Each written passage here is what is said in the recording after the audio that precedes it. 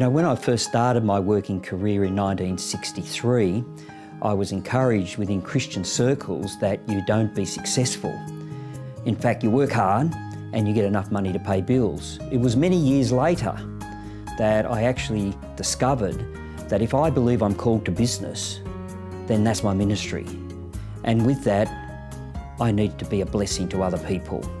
My working life started as a 14-year-old in a small advertising agency. And I worked there for just over 30 years and started as a junior and worked my way through the various departments and eventually became managing director in the last 2 years. I was part of the team that launched McDonald's restaurants into Australia, and we handled many international clients. But towards the latter time of that, I was sensing God had something in mind for us. In 1995, Sue and I were approached by our partners in Gloria Jeans Coffees, and they said, would you like to do something different? And we felt, after some prayer, that something new was happening. So he showed us this concept called Gloria Jeans that they were offered. He and I went to the USA to have a look at the concept and decided to negotiate the rights. And the first store opened in 1996. And today there are now 500 stores around Australia. And then in 2005, we had the opportunity to discuss with the US owners to buy the rights for the world. And that eventually came to a reality. And today there are 39 countries with 1,000 stores. We wanted a business that was able to generate money to support people in need and support those ministries that were getting the word out, not only in Australia, but internationally.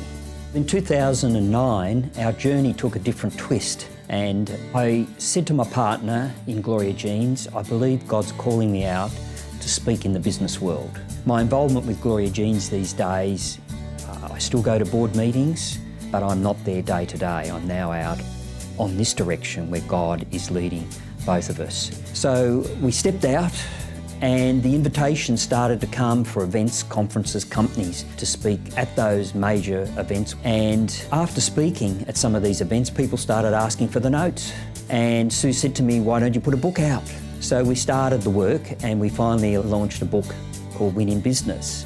And then recently, we've just released this year another book called Building Your Business, Your People, Your Life. And the aim is really to introduce biblical principles to the business world, but to be able to help people in a practical way. Then through this whole process, it got very exciting because churches started to invite me to come and speak to their business people. And through that process, as churches have started to see business people coming to church on a regular basis who never came near their doorways previously. What I see the way Peter operates is God has birthed in him a real desire to help people.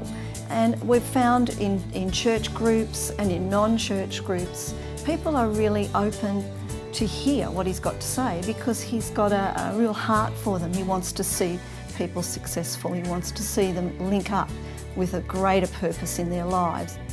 Overriding all these things is probably one of the most important parts of the journey in life as a business person, and that is being planted and involved in the local church.